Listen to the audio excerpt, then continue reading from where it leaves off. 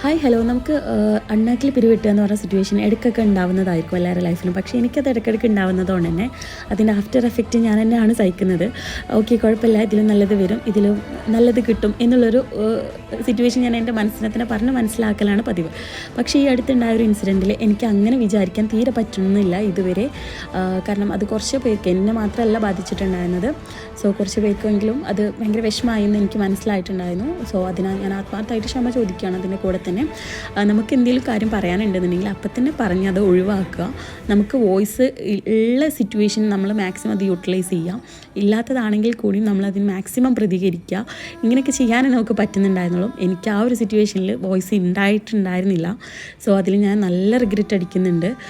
ഈ വീഡിയോ കാണുന്ന കുറച്ച് പേർക്കെങ്കിലും, അതിൽ ഇൻക്ലൂഡ് ആയിട്ടുള്ള കുറച്ച് പേർക്കെങ്കിലും മനസ്സിലാവുന്നുണ്ടാവുമെന്ന് വിചാരിക്കുന്നു. സോ ആ സെൻസിൽ തന്നെ അതെടുക്കുക.